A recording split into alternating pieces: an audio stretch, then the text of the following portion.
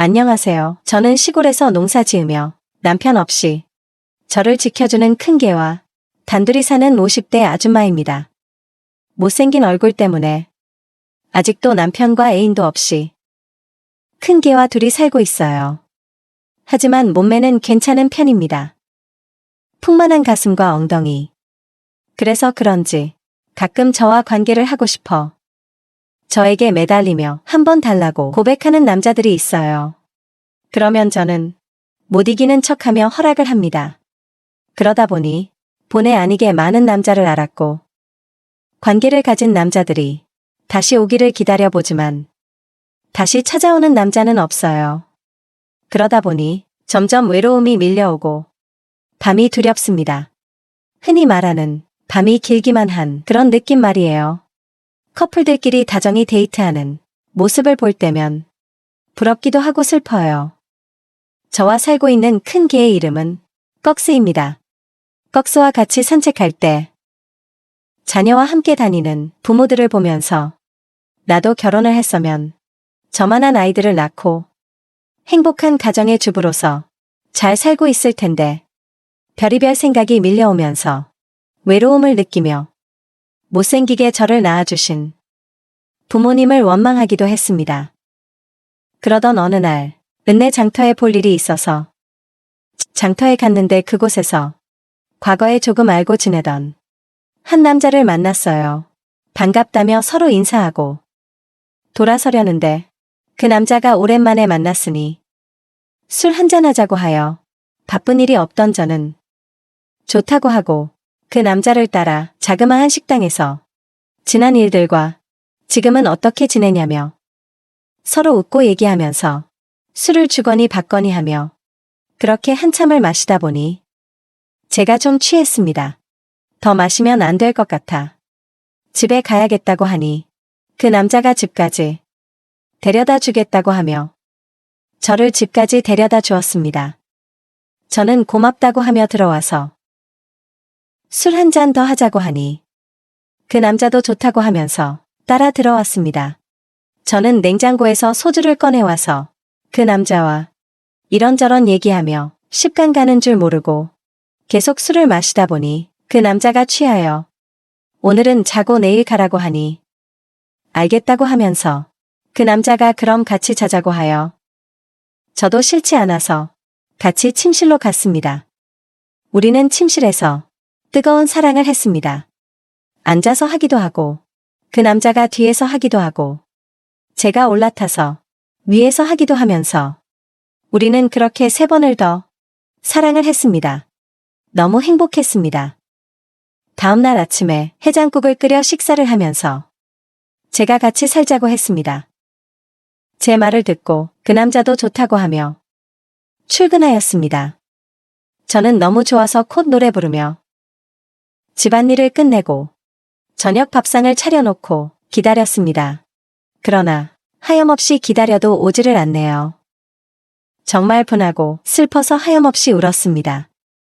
제가 울고 있으니 꺽쇠가 제 옆으로 다가와 하루 얼굴을 핥으며 눈물을 닦아주네요. 그때 깨달았습니다. 믿을 수 없는 사람보다 동물이지만 꺽쇠가 더 믿음직했습니다. 나는 꺽쇠를 꼭 껴안으며 결심했습니다. 이제부터는 꺽쇠와 살기로 했습니다. 산책할 때도 꺽쇠와 같이 하고 일할 때도 항상 꺽쇠와 같이 있습니다.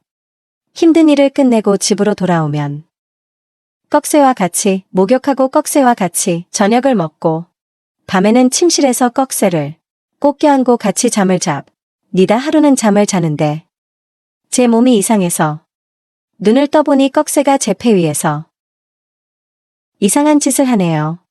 가만히 보니 꺽쇠의 그것이 크게 나와 있고 혀로 제 몸을 핥으면서 제 거기를 뚫으려고 애를 쓰고 있네요. 꺽쇠는 제가 자기 여자친구로 생각하는 것 같네요. 아, 어쩌지 한참을 생각하다가 저도 생각이 나고 해서 친구가 되어주기로 마음먹고 엎드려 꺽쇠 친구와 같은 자세를 하니 빠르게 들어왔습니다. 처음에는 어려웠는데 지금은 자연스럽게 잘하고 있어요. 밤에 샤워를 마치고 자취방 침대에 누워 쉬려고 하는데 갑자기 휴대폰이 반짝이며 메시지가 왔습니다. 자기 차, 며칠 전 이사할 때 알게 된 남자 이웃이었습니다. 최근 계속해서 저를 괴롭히고 있었습니다. 메시지를 무시하고 닫으려던 찰나 사진 한 장이 도착했습니다. 그 사진의 내용을 보고 저는 놀라서 휴대폰을 침대에 떨어뜨렸습니다. 바로 다음 순간 또 다른 메시지가 도착했습니다. 집에서 기다려. 저는 학교를 졸업한 지 얼마 안 돼요. 아직 실습 기간이라 급여도 적었습니다. 그래서 집을 구할 때 돈을 아끼려고 외진 곳에 있는 집을 골랐습니다. 이사한 후 바로 후회했습니다. 이곳은 지저분하고 방음도 잘 안 되며 주민들도 뒤죽박죽 섞여 있었습니다. 저를 계속 괴롭히는 남자. 김진수라는 사람도 여기서 알게 되었습니다. 처음에는 그가 이렇게 이상한 사람인 줄 몰랐습니다. 이사할 때 짐을 옮기는 것을 도와줘서 고맙다는 마음에 그의 카톡을 추가했습니다. 친구를 사귄 줄 알았지만 그는 저에게 계속해서 여자친구가 되어달라고 요청했습니다. 저는 남자친구를 사귈 생각이 없다고 정중히 말했지만 그는 계속해서 거칠고 추한 메시지를 보내왔습니다. 방금 전에는 그의 신체 부위를 찍은 사진까지 보냈습니다. 연애를 한 번도 해본 적이 없었던 저는 처음에는 그 사진이 무엇인지 몰랐습니다. 내용을 파악하고 나서는 속이 울렁거리고 휴대폰을 버리고 싶었습니다. 그는 멈추지 않고 또 다른 메시지를 보냈습니다. 집에서 씻고 기다려. 오빠가 널 천국 보내줄게. 이런 변태 같은 남자가 또 있을까요? 그는 정말 올까요 등골이 오싹하고 몸이 떨리기 시작했습니다. 계단에서 발자국 소리가 들려왔습니다. 곧이어 쾅쾅 두드리는 소리가 들렸습니다. 문 열어. 너가 안에 있는 거 알아? 저는 침대에서 거의 튀어오를 뻔했습니다. 김진수였습니다. 그는 정말로 왔습니다. 방금 본 그 역겨운 사진이 떠올라 이불 속으로 몸을 움츠렸습니다.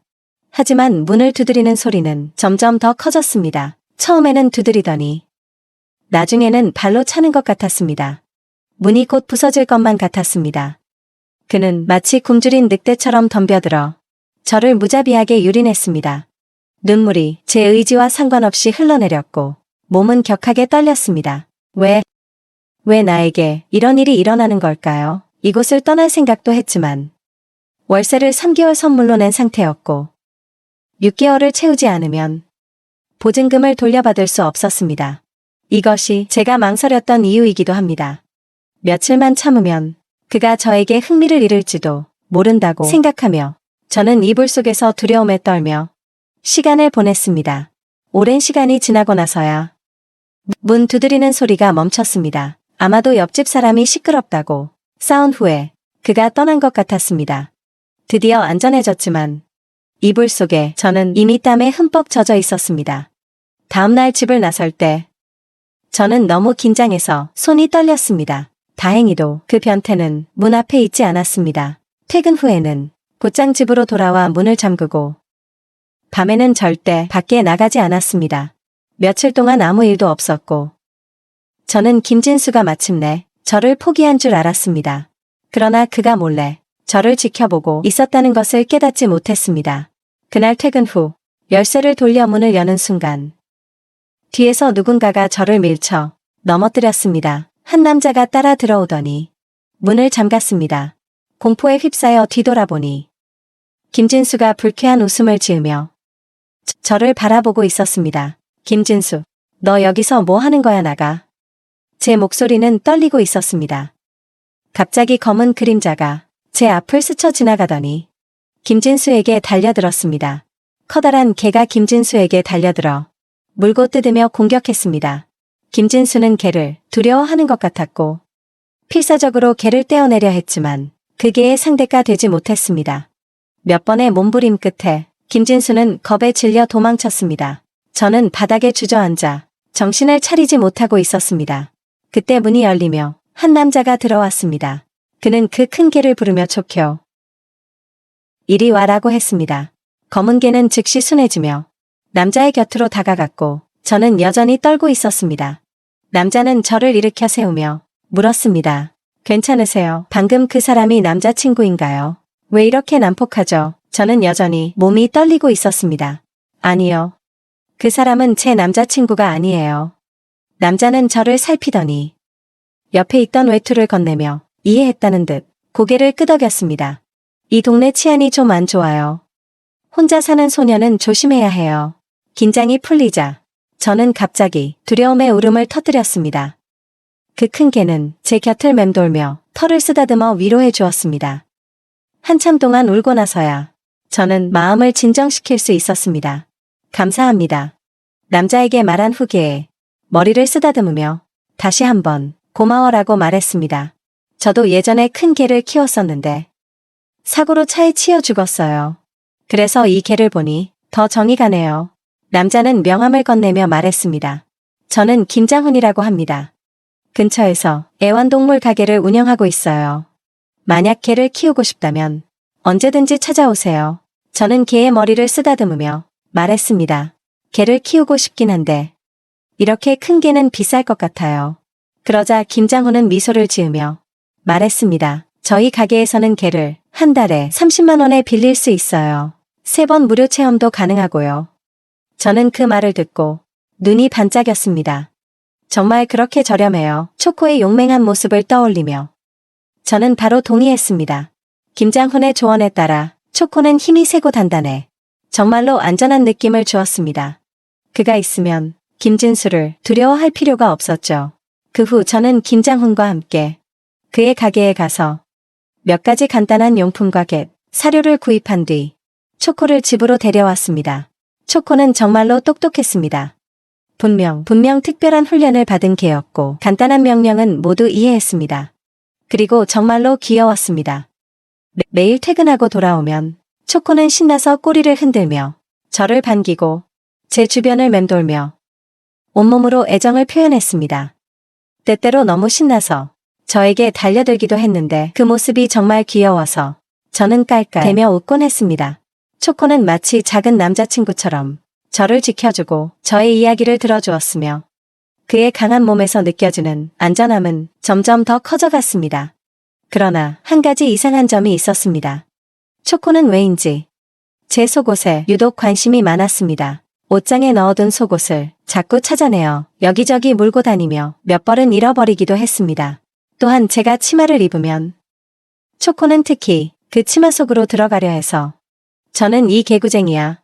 그러다 너 보내버린다라고 말하며 그의 머리를 치켜들곤 했습니다. 초코는 제가 하는 말을 알아듣는지 그렇게 말할 때마다 매우 슬픈 표정을 지으며 저를 바라봤습니다. 그 모습을 보면 정말로 웃기기도 하고 화도 나지 않았습니다. 그러나 결국 저는 이 문제를 해결하기 위해 초코를 데리고 김장훈의 가게에 갔습니다. 약간 부끄러운 마음으로 초코가 자꾸 제 속옷을 물고 다니고 제 몸에 기대는 걸 좋아하는데 이게 왜 그런 건가요? 라고 물었습니다. 김장훈은 웃으며 설명했습니다. 초코가 특별히 친근감을 느끼는 것 같네요. 이게는 수컷이고 발전기가 다가오고 있어서 그런 행동을 할 수도 있습니다. 만약 초코가 마음에 들지 않으면 다른 개로 바꿔줄 수 있다는 김장훈의 말에 저는 급히 손을 저으며 말했습니다. 아니에요. 다른 개는 필요 없어요. 저는 초코가 정말 좋아요. 몇 날 며칠이 지나자 초코는 더욱 저에게 애착을 가지게 되었습니다.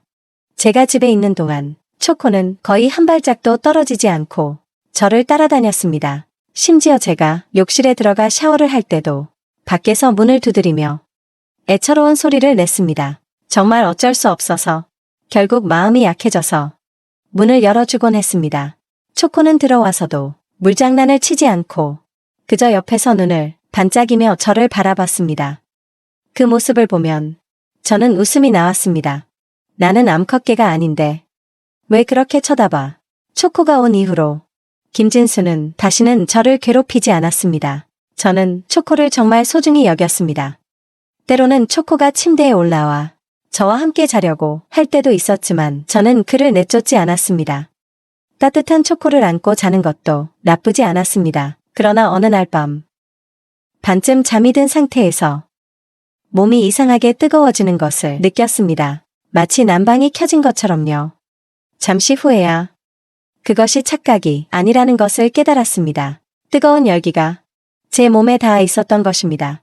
순간적으로 김진수가 또 들어온 줄 알았지만 곧 귀에 들리는 헐떡거리는 소리를 듣고서야 초코가 제 위에 올라타 있다는 것을 알았습니다.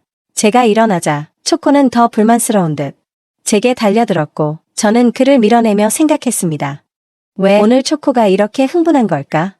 결국 초코를 옆이 테이블 다리에 묶어두었습니다. 다음날 아침 저는 초코를 데리고 김장훈의 가게로 갔습니다. 어제의 일을 이야기하자 김장훈은 초코를 살펴보며 말했습니다. 초코가 발전기가 온 것 같아요. 여기 두고 가시면 제가 암컷개와 교배시켜줄게요. 저녁에 다시 데리러 오세요. 저는 그렇군요라고 대답하고 퇴근 후 초코를 데리러 갔습니다. 초코는 전날처럼 과도하게 흥분하지 않았고 다시 원래의 모습으로 돌아와 저를 반기며 애정 표현을 했습니다. 초코는 여전히 치마 속으로 들어가려 했고 저는 부끄러워하며 초코를 데리고 집으로 돌아왔습니다. 그날 밤 저는 매우 깊게 잠들었고 아침이 되어서야 알람 소리에 힘겹게 깨어났습니다. 그런데 밤새 충분히 잤음에도 불구하고 몸이 피곤했습니다. 마치 밤새 5km를 달린 것처럼 느껴졌습니다. 억지로 정신을 차리고 옷을 입고 세수를 한 후 거울을 보니 제 목과 팔에 붉은 자국들이 여러 개 생겨있는 것을 발견했습니다. 옷을 더 내려보니 가슴 쪽에도 자국이 있었습니다. 이게 뭐지? 어제 뭔가 특별한 것을 먹은 것도 아닌데 알레르기인가? 그러나 이 자국들은 일반적인 알레르기 반응과는 달랐습니다. 지각할 것 같아 급히 옷을 갈아입고 출근했습니다. 오전 내내 동료인 소영이 저를 계속 쳐다보며 웃음을 참는 듯 했습니다. 결국 저는 참지 못하고 물었습니다. 왜 자꾸 나를 쳐다봐? 소영은 제 목을 가리키며 웃었습니다. 너 남자친구 생겼구나. 엄청나게 격렬했던 것 같아. 언제 사귄 거야? 왜 말을 안 해줬어? 저는 당황해서 아니야. 남자친구 없어라고 말했습니다. 소영은 믿지 않는 듯 고개를 저으며 거짓말 마. 이건 분명히 밤에 사랑을 나눌 때 생긴 자국이잖아. 아직도 아니라고라고 말했습니다. 얼굴이 빨개진 저는 진짜 남자친구 없어. 나는 개를 한 마리 키우고 있어. 초코가 밤에 나랑 같이 자는데. 그래서 생긴 자국이야 라고 해명했습니다. 제가 말하자 소영은 갑자기 얼굴이 하얗게 변하며 어색하게 웃었습니다.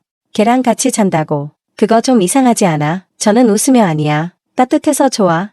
너도 한번 해봐라고 대답했습니다. 소영은 더 이상 말하지 않고 조용히 일을 했습니다. 한참 후에야 저는 소영이 오해했다는 것을 깨달았습니다. 엄마야 소영은 도대체 무슨 생각을 한 걸까? 별 이상한 상상을 다 했겠지. 집에 돌아온 저는 목에 붉은 자국을 자세히 살펴보았습니다. 하루가 지나자 많이 옅어졌고 초코의 발톱 자국도 아닌 것 같았습니다. 아마도 이불이 더러워서 생긴 알레르기일지도 모른다고 생각했습니다. 소영은 괜히 오해를 했나 봅니다. 이불을 새로 갈아입고 푹 자고 나니 몸 상태도 좋아졌고 붉은 자국도 더 이상 생기지 않았습니다. 그래서 저는 이 일을 대수롭지 않게 넘겼습니다.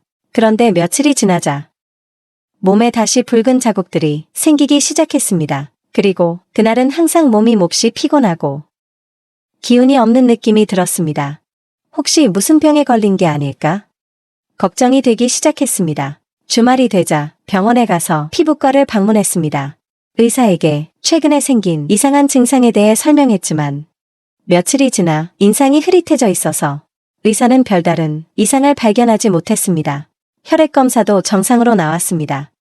의사는 청결을 유지하고 물을 많이 마시며 운동을 권했습니다.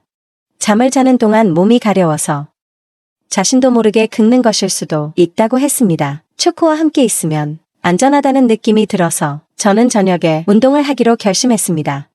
우리 아파트 단지 옆에는 잘 조성된 산책로가 있어서 야간 조깅을 하기에 좋았습니다. 첫날 밤 조깅을 하던 중 저와 비슷하게 개를 데리고 나온 다른 여성을 만났습니다.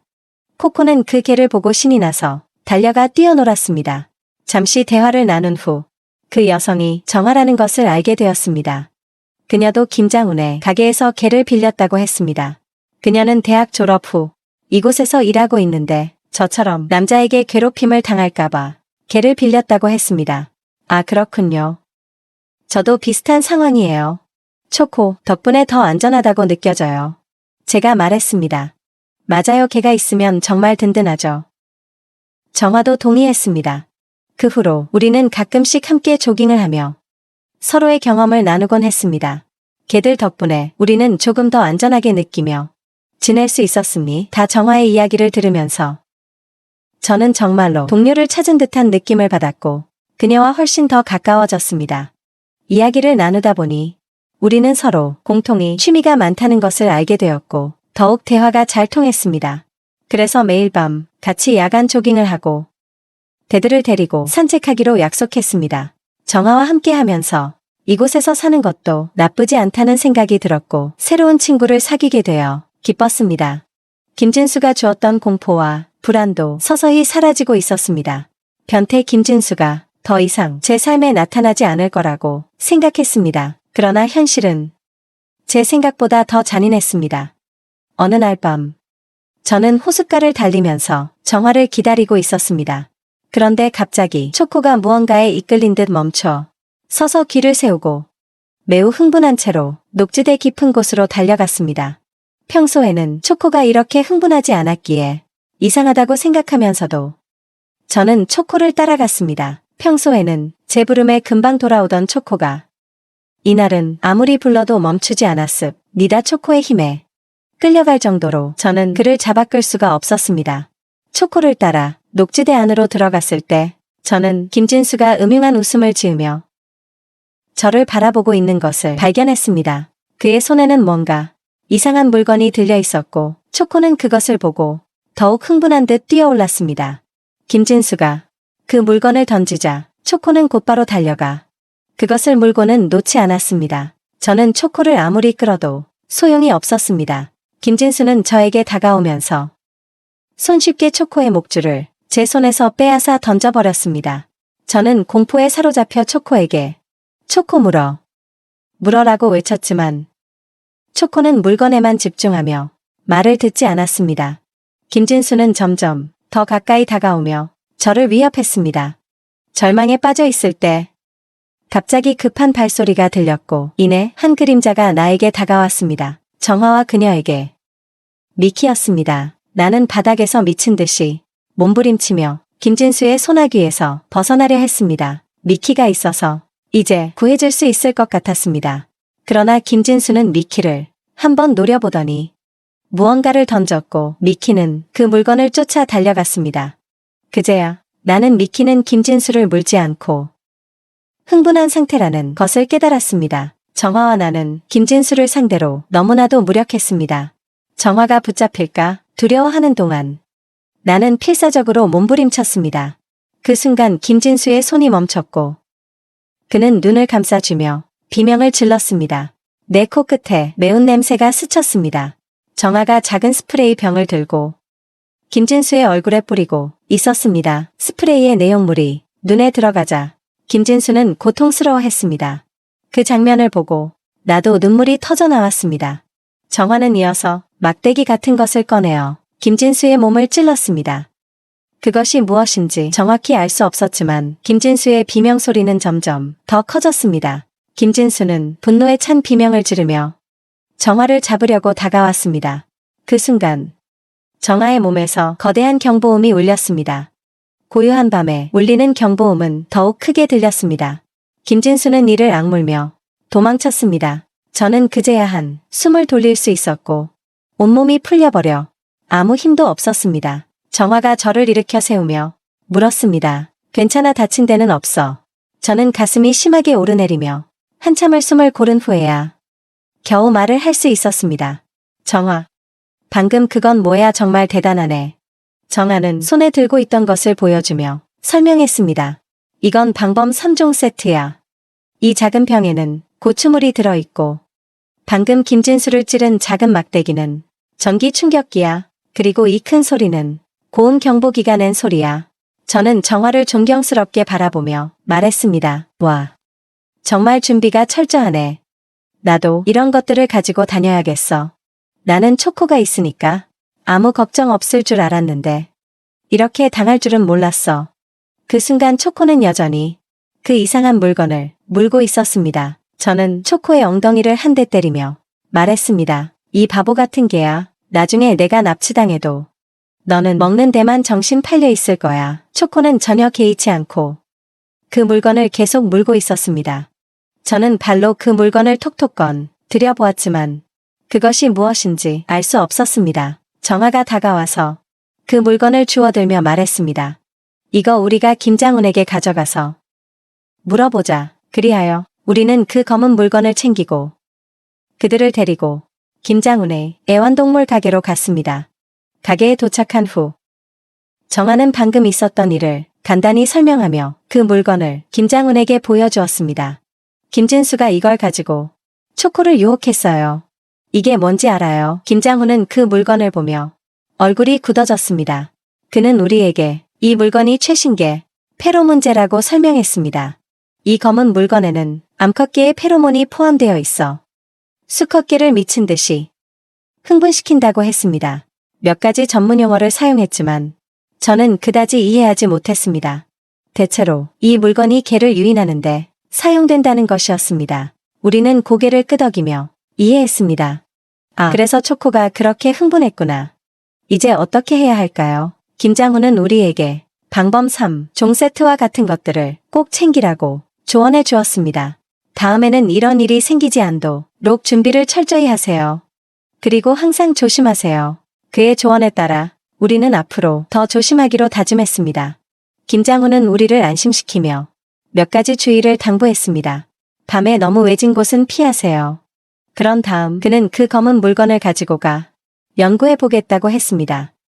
애완동물 가게를 나선 후 저는 정아에게 왜 두 개의 물건을 모두 보여주지 않았는지 물었습니다. 정아는 그중 하나가 길을 가다 떨어졌다고 했습니다. 저는 그가 무언가를 경계하고 있다는 것을 눈치챘습니다. 정아는 당분간 야간 조깅을 하지 말라고 조언하며 집에 돌아간 후 메시지를 보내왔습니다. 요즘 이상한 일이 있는지 확인해봐. 초코가 그걸 보지 못하게 해. 저는 최근에 나타난 이상한 붉은 자국과 아침마다 느끼는 피로를 떠올렸습니다. 그러나 초코가 메시지를 읽을 수 없다고 생각했습니다. 그럼에도 불구하고 저는 무언가 찜찜한 느낌이 들어 초코를 의식하며 메시지를 보냈습니다. 나도 그런 이상한 자국이 생기고 아침마다 피곤해. 정화는 간단히 대답했습니다. 나도 그래. 정화의 한마디에 등골이 오싹해지며 한기가 올라왔습니다. 머리카락이 곤두서는 느낌이 들었고 머릿속에는 온갖 무서운 생각들이 떠올랐습니다. 초코를 다시 보니 여전히 이전과 다를 바 없었지만 나는 몸이 떨리기 시작했습니다. 정화와 나의 공통점은 모두 김장훈의 가게에서 큰 개를 빌렸다는 것입니다. 이제 우리 둘 다 같은 문제를 겪고 있다니. 정말 귀신이리도 몸에 들어왔는 걸까요? 머리를 세게 흔들며 그런 터무니없는 생각을 떨쳐버리려 했습니다. 현대사회에서 그런 생각은 말도 안 되는 거라며 스스로를 다독였습니다. 하지만 손이 떨리며 메시지를 썼습니다. 우리 귀신의 시인 걸까? 정아는 어이없다는 이모티콘 하나로 대답했습니다. 저는 잠시 생각하다가 다시 물었습니다. 어떻게 알아볼 수 있지? 지금 머릿속은 정말 혼란스러웠습니다. 정아의 답장을 기다리며 초코를 보니 이상하게도 초코가 사람처럼 보이기 시작했습니다. 그가 나를 쳐다보는 표정이 마치 개가 아닌 사람 같았습니다. 스스로의 생각에 놀라서 초코를 급히 입을 옆에 묶고 이불 속으로 몸을 숨겼습니다. 밤에 이상한 꿈을 많이 꾸었습니다. 초코가 내게 다가와 끊임없이 나를 핥던 꿈이었습니다.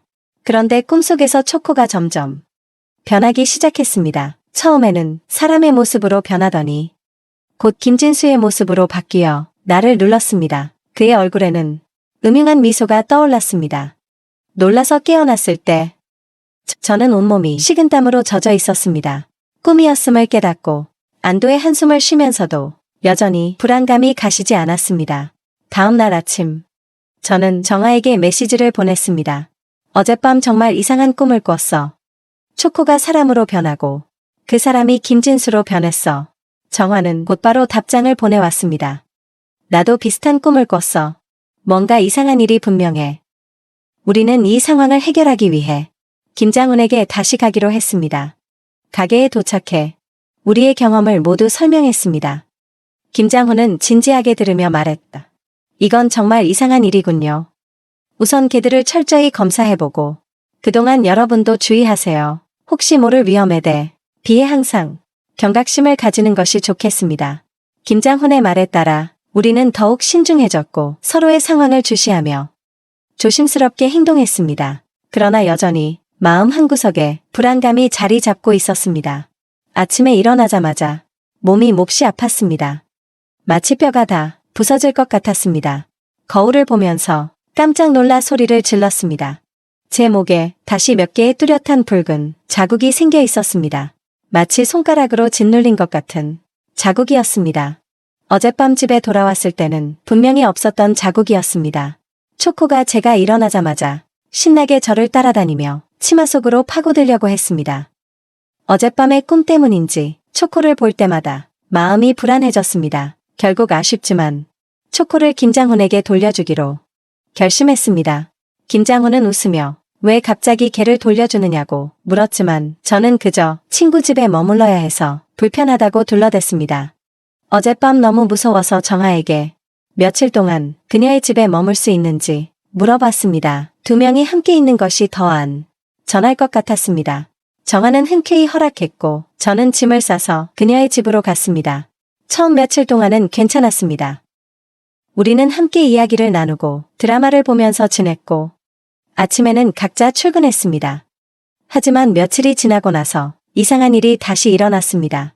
어느 날 아침 우리는 둘 다 몸에 붉은 자국이 생긴 것을 발견했습니다. 게다가 우리는 모두 몹시 피곤한 상태였습니다. 저는 떨리는 목소리로 정아에게 물었습니다.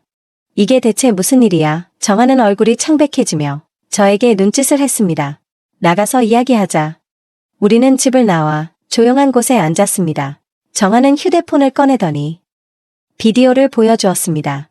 저는 그의 의도를 잘 이해하지 못했지만 몇 분 후 정아는 갑자기 비명을 질렀습니다. 저도 놀라서 화면을 들여다봤습니다. 비디오에서는 우리가 침대에서 평온하게 자고 있는 모습이 보였습니다.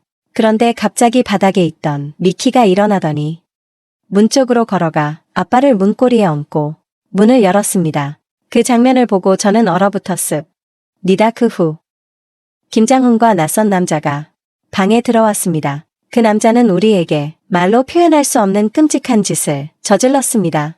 더욱 소름 끼치는 것은 우리는 마치 의식을 잃은 듯 전혀 반응하지 않았다는 것입니다. 충격에 휩싸인 저는 목소리가 떨리며 이게 도대체 무슨 일이야 라고 외쳤습니다. 저희 집에 몰래 설치해둔 카메라로 찍힌 영상이었고 정아도 얼굴이 창백해졌지만 저보다는 조금 더 침착했습니다. 우리는 그 영상을 가지고 급히 경찰서로 달려갔습니다. 경찰은 우리의 이야기를 듣고 매우 심각하게 받아들였습니다. 여러 가지 세부 사항을 물어본 후 집에서 기다리라고 했습니다. 정아도 서둘러 미키를 돌려보냈습니다. 며칠 동안 우리는 밤에 잠을 잘 때마다 문을 잠그고 의자를 문 앞에 막아두었습니다. 그 끔찍한 영상을 떠올리며 서로를 꼭 끌어안고 떨었습니다. 다행히도 경찰의 수사는 신속하게 진행되었고 며칠 후 우리는 경찰서로 소환되었습니다. 경찰은 우리에게 사건이 해결되었다고 말해주었습니다.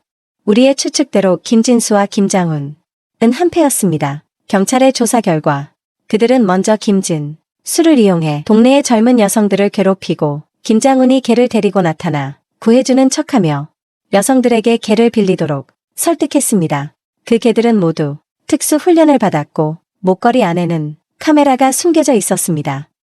이 카메라를 통해 우리의 모든 일상이 촬영되었고 심지어 욕실에서의 모습까지도 녹화되었습니다. 그들은 이러한 사적인 영상을 팔아 돈을 벌었으며 더 나아가 특정 고객의 요청이 있을 경우 김장훈이 미리 방에 마취제를 설치해두고 밤에 몰래 들어와 끔찍한 짓을 저질렀습니다.